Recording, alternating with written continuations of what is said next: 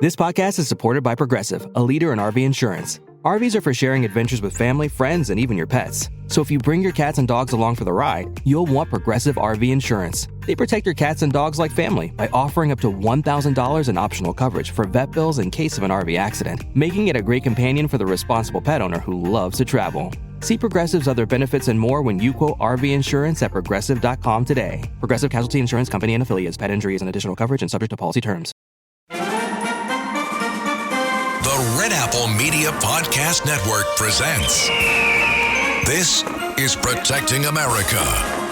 Now, here's Emmy-winning journalist Rita Cosby.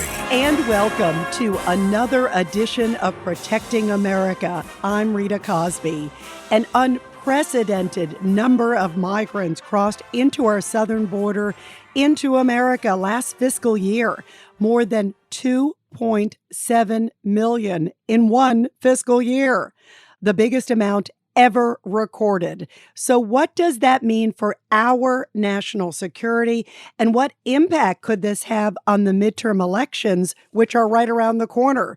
Joining us now to discuss all of this is Tom Homan. He is the former acting director for ICE, Immigration and Customs Enforcement under then President Trump. Tom, great to have you here. Hey, thanks for having me. You know, Tom, it's amazing when I look at these numbers. These are stunning. What is your reaction? 2.7 million. Well, I've been saying for 6 months they're going to hit 2.5, so I can't believe I underestimated it. I thought I was pretty solid. But look, 1.7 million last year was historic numbers, never seen before in the history of this country. 1.7 encounters on the southwest border. That was a record, historic record. We beat that by 1 million. So it's just it just shows it just keeps getting worse and worse and worse. And if you add the 2.7 to 1.7, that's well over 4 million people across the border illegally since Biden become president. And you add to that over 1 million gotaways. And the gotaways these are solid numbers. Border Patrol tracks gotaways. They're tracked on camera, drone, and sensor traffic, and Border Patrol records them. So this isn't a guess. Over 1 million people crossed the border and got away, weren't arrested, because the Border Patrol was so overwhelmed they couldn't respond. You add all these numbers up, you're like 5.5 million people enter this country illegally in the 2 years Obama's been a president. That is just incredible. I mean, that's not even close to previous records. It's just, when I say it, I just can't believe it. And to this day, it's been 2 years. The Secretary or the White House has not done a single thing to slow the flow. It's just with numbers like that, in 2 years, you have failed to take any action. Every month you break a record. And again, I've said on your show before, this isn't mismanagement. It isn't incompetence. This is open borders. This is what the president ran on, and this is what he's doing. So this is not going to slow down as long as this administration's in power. How stunned are you, though, to see the impact that has on our border? Because you know firsthand just how overwhelming that is. Look, the bottom line is that regardless of what your opinion is on illegal immigration, when you overwhelm the Border Patrol at this level, where an average of 70%, I mentioned this before, 70% of agents have been pulled off the line to go process or make hospital runs or make airport runs or to make baby formula or, whatever. 70% are off the line. That means only 3 out of 10 Border Patrol agents are patrolling the border. So when you overwhelm the Border Patrol like that, it's not surprising. We got a record amount of drug overdose deaths, record amount of fentanyl overdose deaths, because the border is just so wide open. So your criminal cartels are making a field day out of it. The criminal cartels are making more money than they've ever made. And so with the Border Patrol overwhelmed, the drugs are flowing across, the criminals are flowing across, the people that don't want to turn themselves into the Border Patrol, because they know they get fingerprinted, and if the criminals don't want to be caught, but they'll be detained. And of course, you've got the whole issue with known suspected terrorists. Since Joe Biden has become president, we have 113 people were arrested trying to sneak into the country that were on the FBI screening database. 113. So, terrorists don't want to be arrested. They try to evade law enforcement. So how many of the 1 million plus gotaways are known suspected terrorists? So again, when you cause a crisis, it's a humanitarian crisis this huge, and you cause a public safety crisis with the criminals and gang members coming by, you cause a public health crisis with the fentanyl, And you certainly have caused a national security crisis. I said the other day, this is the biggest national security failure since 9/11. And this administration has yet to address it or do anything to slow it down. Isn't it shocking to you that they have done virtually nothing? It's not shocking to me. It's because this is what they ran on. You got to give them credit. They kept their promise. Every time the secretary says they have a plan and it's going to take time the plan to come together, they have a plan. It's called open borders. And their plan is being implemented perfectly because they haven't done a single thing to slow the flow. What irritates me is I'm insulted that the Secretary of Homeland Security, the guy who's supposed to be keeping us safe, constantly lies to the American people, say the border's secure, the border's closed. His own numbers prove that to be wrong. So he gets in front of Congress and lies under oath. He lies every time he's on TV. We just proved he lied about the Horse Patrol agents. He knew they didn't do anything before he went to the White House. Stood at the White House podium. Him and the president called him out, called him racist. And these men are still not back on duty. Their families have been attacked, bullied at school and churches. This secretary has no shame. It shocks me as the Secretary of Homeland Security that he would allow this border crisis to continue because he knows the same information I do. He has the same data I do. He knows there's 113 non-suspected terrorists arrested trying to cross that border. He knows that fentanyl is flowing across that border. So even if he wanted open borders and he wanted to increase illegal immigration, he needs to understand it's causing a national security crisis. The Secretary of Homeland Security has not done a single thing to address this national security crisis. That shocks me because I knew the guy who was deputy secretary, and he actually believed in border enforcement. When he worked for Jay Johnson, there was 1,000 a day cross. We all got called in. They want to know how we're going to stop it. Now we got 7,000, 8,000 a day. He hasn't done a damn thing about it. That's what shocks me. What happened to this man when he was deputy secretary, when he became secretary? He's done a complete 180. Do you think, as some Republicans have suggested, that maybe there should be hearings where he's called out or even impeachment? I mean, we've heard that from some Republican leaders. If they take the House, that may be one of the first things they'll do. What's your reaction? Oh, absolutely. I've been calling that for 6 months. I mean, I was on the stage the other day with the President Trump, and I called for the impeachment. I said he should be impeached on day one when they take back Congress. I also mentioned McCarthy. McCarthy had some interview a few days ago, where he says he wouldn't really, consider impeachment because it's too political. And I called him out on stage. And, if you're going to be the Speaker of the House, the American people want Alejandro Mayorkas impeached. And it's not being political. The man has violated the oath of office he's taken. This country is less safe on his command. He has not done a single thing to address the border crisis.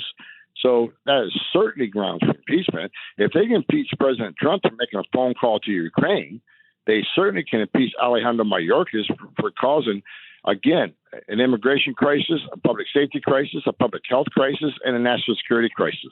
They certainly should impeach him, and they better, or I'll start calling them out too. You mentioned about the whipping incident because it is outrageous. Now we've even seen documents that show he clearly knew. I mean, it was interesting because first he came out and defended the border agents, and it was over the photo of the alleged whipping of Haitian migrants. And right away, the photographer said, no, I was there. I took the picture. It didn't happen. They were just moving the horses back. Nobody was being whipped. Yet we saw a lot of people in the administration using, invoking racism. I mean, it was really horrible, the smears against the border agents. And now we're finding out that, Alejandro Mayorkas himself got lots of emails even right before he came out to the public and basically slammed the agents. And it clearly showed, no, that did not happen. Why do you think that's happening? And what kind of impact has that had on the morale? Well, it proves to me the man has no integrity. I mean, he'd rather throw 3 men under the bus, call them racist, saying what they did was wrong, where these 3 men are still not back to work. They're still on administrative duties. They're not carrying a badge and gun working the border. They're on horseback. So even to this day, they haven't been cleared. And even though the investigation come back and said no whipping occurred, but for him to know it was a fake story and go to the White House, stand at the podium, call them out, the reason he did it, or my only guess is, the President of the United States wanted to change the narrative. The narrative at the time was the border's out of control and they got all these 15,000 people, Haitians under the bridge. They're getting beat up. So let's change the narrative. Let's get people, rather than talking about 15,000 Haitians under the bridge, Let's talk about the racist border patrol. Let's change the messaging here so the media is going to now they're going to focus on these racist border patrol agents rather than focus on non-failures on the border. I don't think you want to go to the White House and tell the president bad information because the president already wanted to get out there and say something. He voted to the White House. He did what they wanted him to do, which is a shame because the men and women in green, they work for him. And he clearly showed that day he doesn't have their back. They don't have the support from their command leadership. And it shows the man has no integrity because he just didn't attack the agency. He attacked 3 men who put on uniform every day, put their lives on the line for the country every day, and make great sacrifices. It wasn't just the men that were attacked. I know for a fact their families, wives and children were bullied in churches and schools. He personally affected these men's lives and their families' lives. He had no shame about it. To this day, has not apologized. So that just showed me the guy has no integrity at all, and he would do anything he can to make this White House happy. And, of course, it drove morale down. Morale was already in the toilet, but now the men and women who carry that badge and gun know the secretary does not support what they're doing. And they're not going to stick their necks out. I mean, if there's a chance to do something or not do something, if they're afraid they're going to lose their job or get prosecuted, they might not just do it. And they shouldn't have to think about that. When I wore that uniform, when you're out there and you're standing on the line, you got to deal with drug dealers and armed drug carriers. Your mind needs to be on the job in your training. What do you do if you run across something like this, rather than second guessing yourself and thinking before you take action, maybe I shouldn't do this. I may be fired or I may be prosecuted. Those men and women shouldn't have to think about that. They should rely on their training and do the right thing. But now we've raised doubt.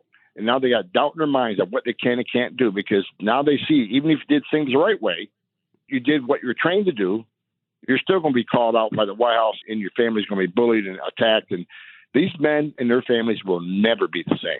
So, of course, the 20,000 men and women of the Border Patrol, absolutely, they're thinking about this every day when they go out there on duty.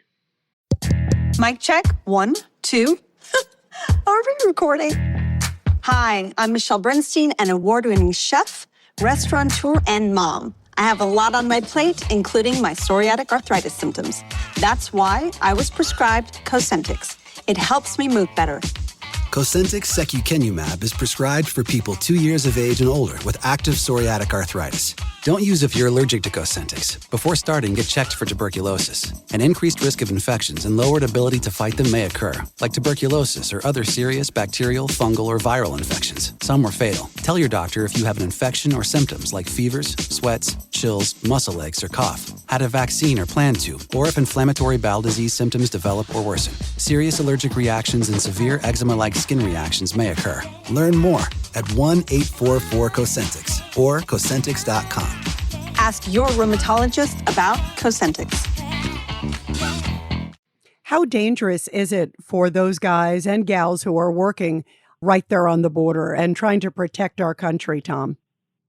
Well, look, there's 129 names on the National Law Enforcement Memorial in D.C., 129 Border Patrol agents who died on the line of duty. I was a Border Patrol agent, and I use this example all the time. At 3 or 4 o'clock in the morning, while most people are in their bed sleeping, there's a Border Patrol agent standing on a dirt trail someplace, waiting for something to come down that trail because a sensor was tripped.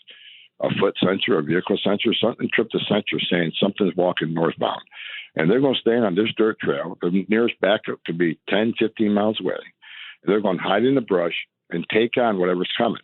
Now, could it be just an alien looking for a better life? Or is it a heavily armed drug smuggler? They don't know. They're going to stand there taking on. And, like I said, a lot of names on that memorial. These are brave men and women. It's a dangerous job, especially now, because the cartels are making more money now than they ever have made. They're making a record amount of money on alien smuggling.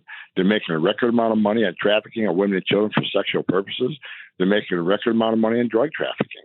Because with 70% of the Border Patrol off the line, they're moving large amounts of heroin and fentanyl and cocaine.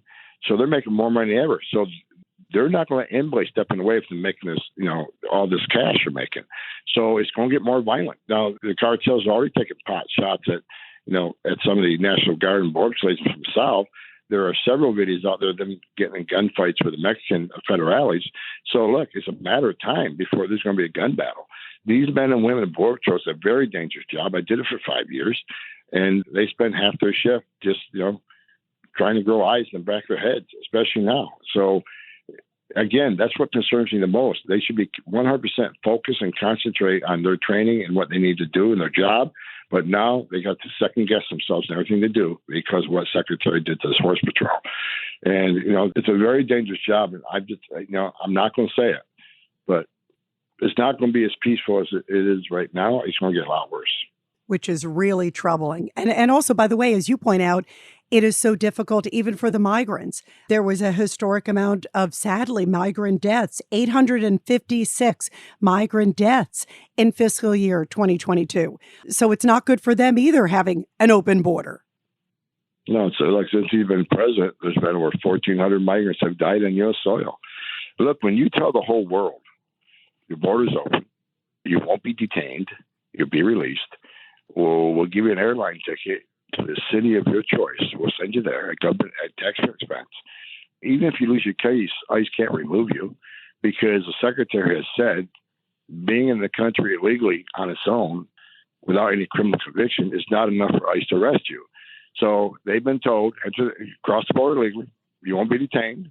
We'll send you to your final destination at taxpayer expense. Even if you lose your case, ICE isn't going to arrest you and remove you. Work on giving you free health care. If you go to California and New York, you give a driver's license. We'll even give you money to help fight your immigration case. I mean, who the hell wouldn't come? So when you set the stage like that, the most vulnerable people in the world are going to put themselves in the hands of criminal cartels to be smuggled to the United States. You can't cross the border without helping the criminal cartel because if they catch you, they'll kill you. They want their plaza fees. They want their taxes. You need to pay them to work through their plazas. So, cartels are getting rich. The vulnerable aliens don't realize that 1/3 of women that make that journey are going to get raped. They don't realize that rivers, it's a lot worse than it looks, and people are drowning in that river every day. So, of course, there's a record amount of migrant deaths, over 1,400 since Joe Biden took office, because the most vulnerable people in the world are making that journey because of Joe Biden's promises. And it's just terrible. When President Trump was president, he had illegal immigration down 83%. 83%. That means 83% less people are coming. How many women didn't get raped? How many children didn't die? How many millions of dollars did the cartels not make? How many Americans didn't die of drug overdoses when the borders locked down? And people say, well, you don't know that. Yes, I do know that. If you take 83% of the cars off the highway, would be less highway deaths? It's just a matter of math. So look, President Trump saved lives. People call it inhumane what we did. We saved lives. Joe Biden's policies are killing people at record numbers. What do you think will happen if the Republicans take the House, or if they take the House and the Senate? How could that change in terms of border security? Well, as long as Joe Biden's in the White House and has that executive pen, they're not going to be able to do much about the border. But what they can do, now they have the purse strings. They can shut it down, and they should. With this many Americans dying from drugs, this many terrorists coming across the border, they all say, wait a minute, we're not going to fund that. We're going to shut the government down until you take action to secure that border. They can do that, and they should do that. People say, well, shutting down the government is a pretty bold thing to do. You're damn right it is.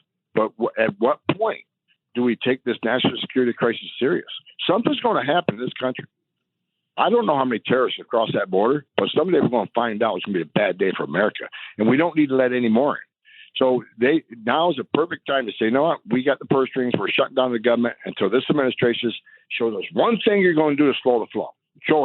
Have some enforcement action proposed to slow the flow, or force Mexico to start doing something, or we're going to shut the government down. Now's the time. So that's the power of the purse strings. They also have the power for investigations and impeachment. They need to impeach Alejandro Mayorkas on day one. So I would start his impeachment, and I would not sign off another continuing resolution, a CR, until they took action, shut it down. Do you think they will be bold enough to do that? Because even some Republicans sometimes have failed, obviously, on pushing for immigration. If they don't, they can go to hell too. I'm fed up. I'm fed up. I'm fed up with Democrats. I'm fed up with some Republicans who go down to the border to have a dog and pony show about how bad this border is, how it's a threat to American people, and how it's a threat to our young people dying for drugs, and it's a threat to national security, but go back to D.C., do nothing. I mean, it's time for the Republicans to step up, too. Remember, we had the House and the Senate and the White House all at one time. And the never-Trumpers wouldn't, give the man any assistance to securing the border. Hopefully they learned their lesson. But, I think the time is now. And, I'm hoping there's been a change of heart. And they understand this is a huge national security issue and they need to do something. If they don't, I'm going to be extremely disappointed. And, I've said it many times, this is mainly a Democrat failure, but there's some Republicans need to step up and do the right thing. And, the problem is Republicans are always, the Mr. Nice guy, and they need to be a little more assertive. Like, the Dems stick together and everything. The Republicans seem to be fractured all the time. And I'm just fed up because I've worked for 6 presidents and we've had Congress numerous numbers of times. It's time for them to fix it. It's time for them to stop playing the political games and do what we send them up there to do. Fix this problem. There's no downside on a secure border. There's no downside on less illegal immigration. There's no downside on less sexual assaults of women. There's no downside on taking millions of dollars out of the cartel's hands that have killed agents. There's no downside on less overdose deaths. There is absolutely no downside in securing that border. So if they don't take action to do it, they don't take it seriously, then I'll start calling them out too. I say, if people saw what I saw in my 35 years, the deaths, talking to a 10-year-old girl got raped multiple times, standing in back of the trailer with 19 dead migrants at your feet. If they wore my shoes for the last 35 years, maybe they'll take this stuff a little bit seriously. And I'm hoping now, with this crisis at immense proportions, now's the time to take action. I hope they do. Yeah, you're right. This could be, hopefully, an enormous wake-up call. Everybody, by the way, be sure to subscribe and share this podcast. Tom Homan, you are terrific. Thanks for all you have done and continue to do to keep us safe. Your perspective is so important. Thank you, Tom. All right. Have a nice day. And everybody, I'll be back soon with another great edition of Protecting America. And of course, you can catch me every weeknight, 10 p.m. to midnight on the legendary WABC Radio. This is Rita Cosby, and thanks for all you do to protect America.